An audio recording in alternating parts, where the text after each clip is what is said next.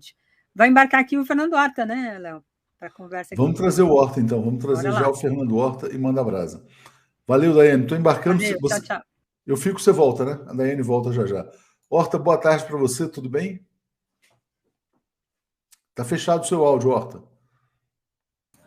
Meu áudio fechado agora ficou bom. Tudo bem contigo, agora meu caro? Bom, agora Brasília acorda em chamas, dorme em chamas, e aqui a gente vai levando na esperança, que é a esperança que move a gente. Fernando Horta agora patrocinado pela Lacoste, tal. Lacoste patrocinando os grandes tenistas de Roland Garros e o Horta é um deles, tá vendo? Na realidade, isso é patrocínio de mãe, entendeu? A mãe olhava para mim e dizia, você está sempre com a mesma camisa preta? Eu digo, então eu vou botar uma que tem um negocinho. E me comprou essa, que na época dela, essa era uma marca importante, sei lá se ainda é hoje. Era um sinal de status, né, de certa maneira, né? Era um sinal de um certo prestígio, assim. Mas já passou.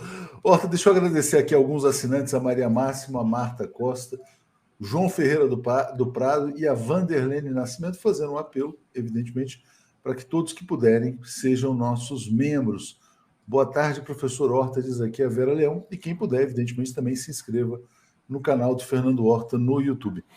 Horta, olha só, parece que o Arthur Lira está sendo contido, né, enquadrado. Como é que você explicaria esse movimento das classes dominantes de dar um chega para lá no chamado Centrão? Então, Léo, o Arthur Lira está cometendo o mesmo erro que o Bolsonaro cometeu. Tá? A gente tem que entender isso com um pouquinho de cuidado. As classes dominantes, elas gostam sempre terem a estrutura de poder, as decisões na mão, mas desde que também exista crescimento econômico, porque a base material é essencial para o processo delas de tomada de decisão. Né? Quando é que o Bolsonaro perdeu efetivamente o apoio dessas classes mais altas? Ele perdeu num primeiro momento ali na passagem de 2020 para 2021, quando a pandemia começou a se mostrar tremendamente prejudicial à economia e Bolsonaro não fez absolutamente nada para resolver esse problema. E depois, Bolsonaro realmente perdeu o apoio quando houve aquela entrevista desastrada do general Mourão, logo depois de se eleger senador, onde ele imediatamente desvela o plano que Bolsonaro tinha para duplicar o número de membros do STF e, a partir daí, controlar o tribunal. Nenhuma dos apoiadores de Jair Bolsonaro realmente concordava com o que o Jair Bolsonaro estava tentando fazer, assim como os que eventualmente apoiassem Arthur Lira não concordam com a ideia de que o poder fique centralizado na mão de uma pessoa cuja característica essencial é um sentido de desprendimento da própria política, como é Arthur Lira. Então, no momento que o Arthur Lira quiser andar na direção de concentração de poder, como ele já fez isso, ele atacou o Rodrigo Pacheco em disputa no Senado, ele atacou já o STF, em seguida ele entrou em combate com o Luiz Inácio Lula da Silva, e as elites não agem isso com bons olhos. Não porque elas sejam democratas, é porque elas têm medo, efetivamente, de perderem a posição de serem as únicas decisórias no processo brasileiro. Arthur Lira está marcando passo nesse processo. Você acha que o presidente Lula, o governo do presidente Lula, vai se entender com Arthur Lira? Porque logo depois, quando houve a operação do chamado kit robótica, né, o Arthur Lira procurou o governo, reclamou, o Flávio Dino procurou o Arthur Lira para dizer que o governo não tem nada a ver com a ação da Polícia Federal. E agora, a gente está com uma manchete no ar aqui, que é essa aqui, ó. Após reunião com Lira, Lula avalia trocar Juscelino Filho e Daniela Carneiro, do União Brasil. Então aí seria, por exemplo, o Celso Sabino, cotado do União do Pará, para ocupar uma das vagas. Os nomes são todos muito ruins, né? E tanto o PP quanto os republicanos estariam também buscando espaço no governo. Como é que você vê essa possibilidade de conciliação entre governo Lula e Centrão? O Centrão, ele é historicamente um bloco que só existe a partir do momento em que ele tiver maximizada, ou na potência máxima, as suas relações com o governo, porque é da liberação de verbas, é da capacidade que ele tem de liberar dinheiro para os seus participantes, que ele tira esse poder. No governo Bolsonaro, isso foi acertado de imediato, quer dizer, o governo Bolsonaro entregou o orçamento para o Lira e foi xingar jornalista, roubar joia e andar de jet ski. Era essa a postura do Jair Bolsonaro, é aquela situação. Não me incomodem, eu estou aqui tirando férias, deixem minhas joias e vocês façam o que quiser. Não foi essa a postura que o presidente Lula, desde o primeiro momento, colocou. O presidente Lula deixou muito claro que não apenas retomava o orçamento, ainda que com uma série de problemas por conta da quantidade de poder que a Câmara tinha tomado, mas que cobraria caro qualquer tipo de avanço nisso e não estaria disposto a abrir mão dos seus poderes, os poderes do Executivo. O Arthur Lira tentou, por uns 2 ou 3 meses, se colocar na mesma figura, né? naquela mesma figura que ele tinha no governo Bolsonaro, ou seja, na figura que permite o governo governar.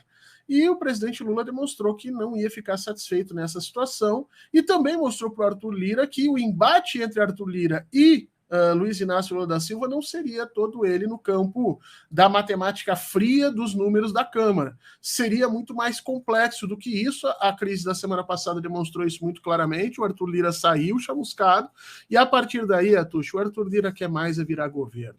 Ele, nesse momento, quer de tudo quanto é jeito ser absorvido no governo, desde que lhe seja permitida o acesso às tais verbas. Eu não sei efetivamente se o presidente Lula vai aceitar isso, acredito que não, mas é óbvio que ter alguém que está sempre ali disposto a oferecer votos por uma moeda que o Brasil tem em abundância, sim, né? Que é a entrega de verbas, talvez seja interessante para essa renovação que a política vem colocando. Agora, uma coisa tem que ficar muito claro. Ficou muito transparente na cabeça de todo mundo que nessa relação Lula-Arthur Lira, nessa relação executivo-legislativo, nessa relação entre a Câmara e a articulação do governo, seja o Rui Costa, seja o Padilha, o indivíduo venal, perverso, é realmente Arthur Lira. E isso deixou o presidente da Câmara indignado.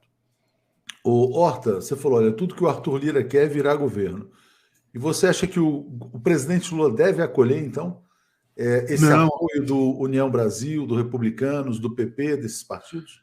Não, a coisa é um pouquinho diferente ali, né? O União Brasil é parte hoje do governo e não Isso. Aí, eu quis dizer PP e Republicanos, na verdade. Que o União Brasil tem um problema, né? Porque dizem em Brasília que a escolha dos representantes do União Brasil foi feita, mediada aí, pela postura do Rui Costa e que não teriam sido escolhidos pessoas representativas do partido. Então, que o União Brasil teria, na prática, 3 ministérios, mas o partido não se sente contemplado com 3 ministérios porque escolheram para ministros pessoas que são laterais à estrutura de poder. Então, que se precisaria reorganizar essa relação de poder com a União Brasil. Agora, o Lira, obviamente, e os republicanos estão desesperados para entrar no governo, especialmente quanto mais chafurdando na lama Jair Bolsonaro esteja, né? Porque Jair Bolsonaro, nesse momento, é uma criatura que até o dia 22 ainda parece ser um ator político relevante. A partir do dia 22, muito provavelmente, ele perca grande parte dessa relevância. Então, o Arthur Lira, assim como eu imagino que o Valdemar da Costa Neto, esses grandes caciques, eles começam a se movimentar também para soltar a mão de Jair Bolsonaro. E nada melhor do que ter a presença do presidente ali do lado. Não sei se o presidente deve, acho que não. Mas, conhecendo bem a política de Luiz Inácio Lula da Silva, ele vai manter Lira sempre ali, acreditando que pode, para extrair dele a maior quantidade de valor possível. Vai ser aquela tensão permanente, mas, na verdade, um tentando extrair valor do outro. Não, o Lira tentando extrair valor do governo e o presidente Lula tentando extrair governabilidade e votos. Você citou o Valdemar, eu achei isso aqui muito sintomático nessa semana. A entrevista do Valdemar Costa Neto, em que ele fala que Dallagnol e Moro ultrapassaram o limite da lei e vão pagar caro. Eu senti como um gesto do Valdemar dizendo: Lula, tô na praça, mais ou menos isso. Exato. O presidente Lula, eu sinceramente demorei um tempo para entender isso, né? O presidente Lula tem uma missão que ele se colocou nesse último mandato dele, que é colocar a política do Brasil de novo nos seus eixos. E a política do Brasil nos eixos significa reconstruir o centro.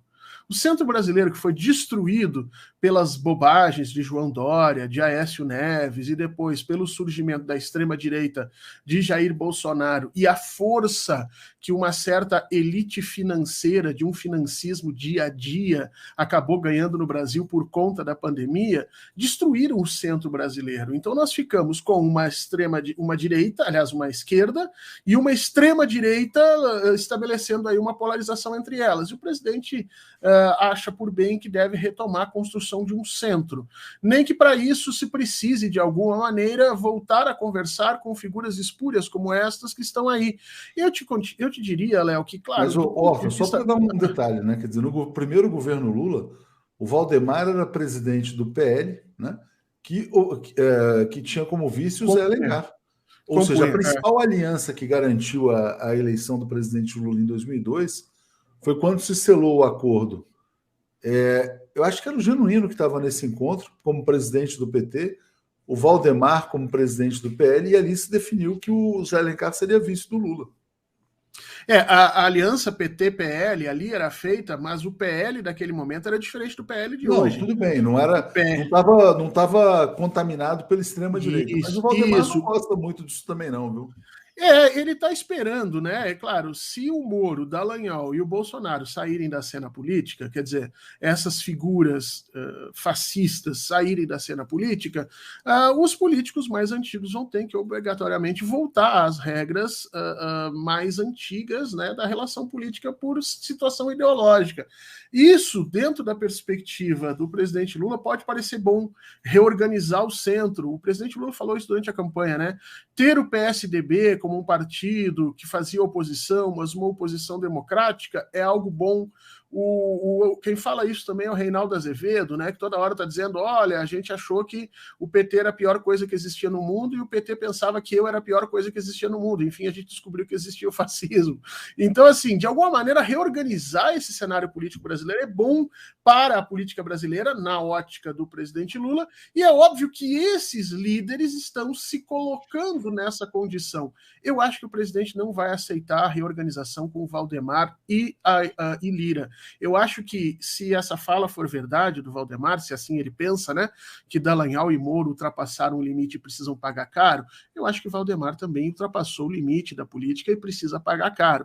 É preciso reorganizar a política brasileira, sim, mas com outras lideranças, com outras figuras. Mas o Valdemar ele tem um grande trunfo na mão, né, que é o partido com o maior número de deputados, maior fundo partidário. Eu acho que ele também torce por essa desbolsonarização. Aliás, até falando nisso, foi muito interessante o que aconteceu em São Paulo, né? O Ricardo Salles pretendia se lançar candidato à Prefeitura de São Paulo como candidato de extrema-direita para polarizar com o Guilherme Boulos, e o PL vai apoiar o Ricardo Nunes, que é o atual prefeito, que aparentemente fez um amplo arco de alianças, conquistando inclusive o apoio do próprio Bolsonaro. Mas o Bolsonaro não está brigando claramente pelas candidaturas de extrema-direita para o ano que vem. Aparentemente, o Bolsonaro está se fazendo de manso, Horta, para tentar escapar da inelegibilidade, que é o próximo tema que eu queria te trazer. Mas fala um pouquinho do Ricardo Salles antes da gente chegar no Bolsonaro inelegível. Todos os partidos de centro-direita no Brasil perceberam que foram fagocitados pelo fascismo, né? Eles não parece que não conheciam. É aquele problema do político brasileiro que não conhece a história, né? E como eles não conhecem a história, eles acabam caindo sempre nas mesmas armadilhas. Tanto na Alemanha quanto na Itália aconteceu a mesma coisa. Quando surgem os partidos fascistas, eles literalmente destroem os centros políticos e fazem a construção de uma política em torno de si. Foi exatamente isso que aconteceu. O bolsonarismo, ao não conseguir criar um partido próprio, o bolsonarismo deu fim a si mesmo, porque ele se transformou num sistema que destrói a política e não faz parte dela. Então todos os partidos políticos à direita sabem que aceitar o Bolsonaro e o bolsonarismo significa destruir o próprio partido. O PL entende isso dessa maneira. E apoiar a eleição ou a candidatura para a prefeitura, a maior cidade brasileira, do Salles, era de novo fazer força ao bolsonarismo, e nenhum partido quer fazer isso. Eles querem extrair os votos do Bolsonaro e que Bolsonaro fique bem quietinho num canto, sem se meter e de preferência sem aparecer. E esse acordo, ante a possibilidade de Jair Bolsonaro ser preso, esse acordo interessa ao Bolsonaro. O Bolsonaro, eu vou te dizer, talvez até se torne um político manso nas próximas eleições, desde que lhe seja garantida que ele não vá para a cadeia nesse primeiro momento. Esse é um acordo que eu acho que nós da esquerda não deveríamos topar. Não, muito interessante, mas claramente gostei muito da sua expressão, né, de falar que o fascismo fagocitou esses partidos. Eles agora estão tentando expelir o fascismo, que é o que está acontecendo com o Ricardo Salles. Na sua opinião, no julgamento do dia 22, já dá para apostar assim, quer dizer, pure de 10 que o Bolsonaro perde esse processo? Eu acho que sim. 8 anos fora do sistema político, pelo menos? Eu acho que já vai começar já com 8 anos e acho que outros julgamentos vão se suceder ao longo desses próximos 4 anos e Bolsonaro vai deixar de ser uma figura elegível pelos próximos 16, talvez até mais tempo. Eu tenho a impressão Você efetiva acha que isso envolve um compromisso para ele não ser preso? Um eventual acordo? Dá Acho que não. Acho que não. Sabe por quê? Porque, Léo, porque é o seguinte, é condição para as instituições brasileiras voltarem a se fortalecer que Jair Bolsonaro seja preso e seja punido pelos crimes ao rigor da lei. Se não se punir o Jair Bolsonaro, e ele, obviamente, junto com os que estão à volta dele, como o general Heleno, como o próprio Pazuello, se essas figuras não responderem à lei, as instituições não retomam legitimidade social e política frente à sociedade. Nós vamos viver num eterno looping de medo de golpe, destruição, e o grupo político, a classe política e especialmente as instituições sabem que não podem conviver com isso. É preciso punir Jair Bolsonaro como exemplo e é preciso punir depois alguns outros líderes para demonstrar claramente que o que foi feito não pode se repetir e que as instituições precisam estar acima disso. Eu não acredito que haja, nesse sentido, qualquer tipo de acordo político para protegê-los. A gente falou até disso um pouco na semana passada também. O Francisco Félix está dizendo, olha, está chegando como assinante, eu agradeço muito a chegada do Francisco Félix. Horta, então vamos passar o seguinte, quer dizer, olha, você não acredita num acordo para salvar o Bolsonaro, mas e a situação jurídica do Sérgio Moro e do Deltan Dallagnol, voltando então ao caso ali do Valdemar, eles vão para a cadeia, na sua opinião? Podem ir para a cadeia? Eu acho que cadeia não, porque ali existe uma questão do corporativismo da justiça. Juízes e procuradores de justiça vão ficar do lado deles, por piores que essas figuras sejam, porque vão defender a tese de que os crimes que se imputam a Sérgio Moro foram cometidos enquanto ele era juiz e por isso ele merece. Aquela ladainha que nós sabemos do corporativismo, ou seja, não vou fazer aos outros porque quero me proteger, mas isso que está acontecendo com Dallagnol e Moro é muito pedagógico para que o judiciário entenda que não pode mexer com o legislativo da forma como aconteceu. Em todos os lugares do mundo aconteceu de forma semelhante, tá? Se você for olhar a história da própria Operação Mãos Limpas na Itália, se você for olhar a história dos ataques que se fez ao judiciário na Inglaterra, você vai perceber que, no curto espaço de tempo, a ação do judiciário ela parece ser bem sucedida, porque ela entra com uma estrutura moralizante, ela bagunça as questões políticas, mas a médio e longo prazo, o legislativo começa a se reorganizar e pune efetivamente essas figuras que passaram do limite. E eu acho que Moro e Dallagnol vão ser utilizados como exemplo nessa situação. Vão perder seus mandatos, sim, provavelmente vão ficar inelegíveis, mas na hora de serem presos, Atucha, eu tenho dúvida. Eu acho que o corporativismo do judiciário vai proteger os dois, com o objetivo óbvio de se proteger também. E o pessoal está mandando a informação, porque hoje está sendo julgado um caso sobre o Arthur Lira, né? STF livrou a cara do Lira. O que será que está acontecendo? Será que foi alguma coisa do tipo assim, olha, num susto? Foi uma porradinha só para o Lira, tipo, acalmar, baixar um pouco o facho? E a gente tem que ver efetivamente qual foi a decisão do STF, né? Parece que foi tomada agora, a gente não sabe direito como é que aconteceu, mas o fato é que o Arthur Lira, ele tem tantos problemas, né? Dizia minha mãe, né? Ele tem um telhado tão de vidro que você pode escolher qual vai ser efetivamente o processo que você vai enquadrá-lo, né? Agora, interessa também às forças políticas brasileiras, em especial aos liberais, né, que você mantenha o Arthur Lira um pouco forte para bater de frente com o Lula. Né? Se você realmente tirasse o Arthur Lira nesse cenário, a dominância política do presidente Lula se tornaria praticamente inquestionável. E isso não interessa às elites brasileiras, que nós sabemos que são as que coordenam as instituições. Então é sempre importante deixar esses atores políticos, ainda que sob uma certa suspeição, mas deixarem que eles operem nesse sistema do que oferecer uma possibilidade de uma figura dominante como o presidente Lula caminhar sozinho nesse processo, na medida em que o próprio Bolsonaro perde espaço nesse momento. Duas são as figuras hoje que fazem oposição a Luiz Inácio Lula da Silva, e só duas. É o Arthur Lira e o Campos Neto. Né? Então essas figuras são intocáveis nesse momento, nessa conjuntura. Eu espero que não para sempre, porque todos os dois merecem pagar pelos absurdos que cometeram. Bom, mas vamos depois então, vamos tentar aqui ter a informação exata sobre o julgamento do Arthur Lira. Como é que você avaliou as denúncias contra o Sérgio Moro nessa semana, desde sexta-feira, né, quando apareceu o personagem Tony Garcia, Ontem também surgiu a informação, Horta, de que é falso o áudio atribuído ao Eduardo Apio, ao juiz da 13ª Vara. Está sendo concluída uma correição naquela vara que pode, inclusive, terminar com o Apio voltando à vara da Lava Jato. Então, como é que você está observando essa agonia do lavajatismo no Brasil? As instituições, em especial o judiciário, se deram conta que no longo prazo, qualquer disrupção da ordem, como o Moro e o Dallagnol propuseram, mas não só eles, o TRF4 como um todo, ela é prejudicial, né? Se cada juiz começar a tomar as rédeas do processo judicial, das leis, das estruturas judiciais para si, mesmo as elites que são capazes de pagar bons e excelentes, maravilhosos advogados, não vão ter segurança jurídica nenhuma. Então, no longo prazo, todo mundo perde quando existe uma figura como Moro e uma figura como Dallagnol. A questão, a partir de agora, é até onde a justiça vai querer cortar na própria carne, né? E até então, antes da chegada do juiz Apio, me parecia que a justiça estava com muito pouca vontade de cortar na própria carne. Tudo que ela ia fazer é um certo discurso de meia-culpa que o Gilmar Mendes fazia toda semana no STF e nada efetivamente era modificado. Nenhuma nova lei, nenhuma transformação de estatuto, nenhuma regra era criada de maneira nenhuma e, de certa forma, se esperava jogar toda essa sujeira para baixo do tapete.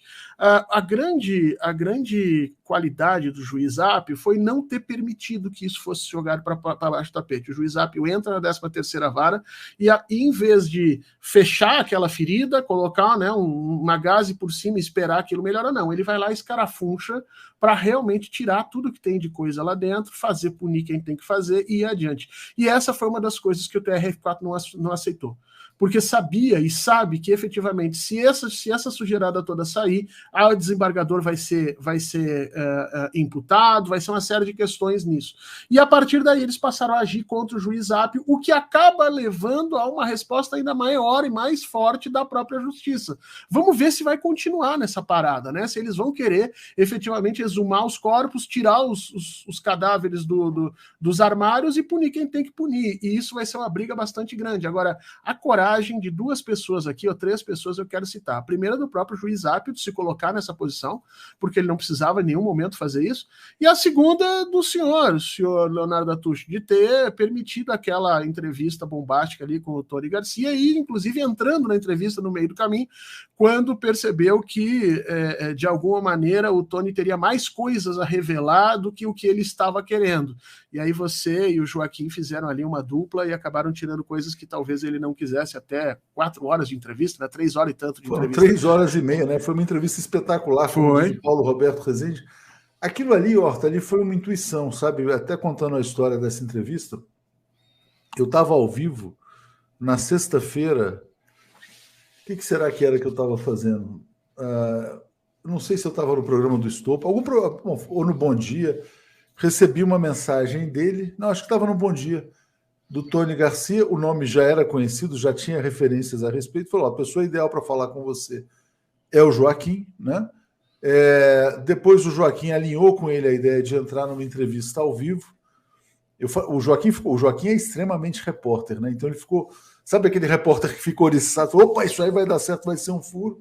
Aí eu falei depois, eu nunca tinha falado com o Tony, né? Falei com ele na sequência. O Joaquim tinha falado que a gente tinha uma entrevista com o Paulo Pimenta no mesmo dia, na sexta-feira à noite.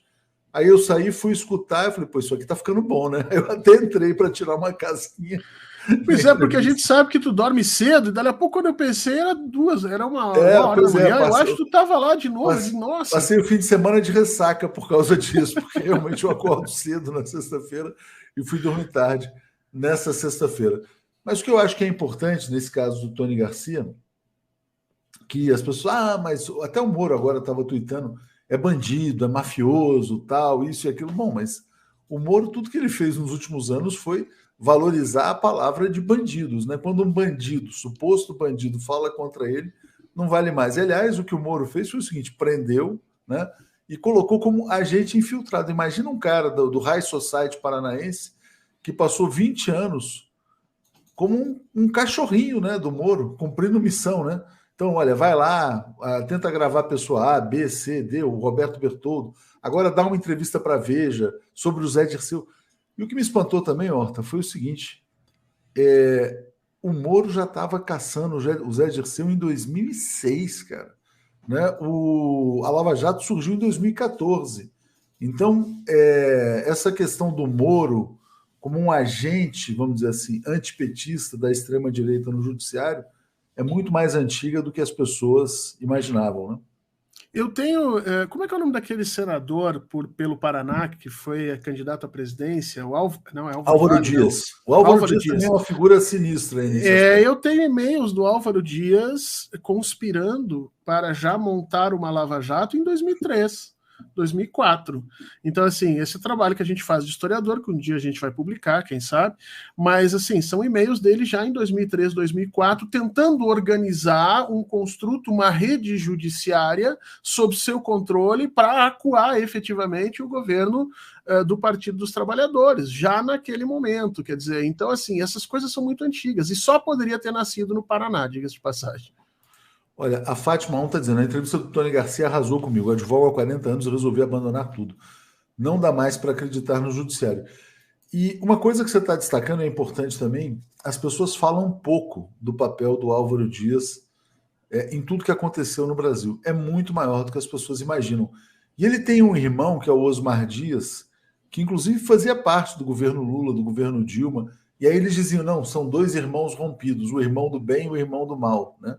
Mas eu não sei como é que era esse acerto familiar. O Osmar Dias é um cara que, enfim, teve em todos os governos aí progressistas, né, no Brasil. E o Álvaro era essa figura nefasta.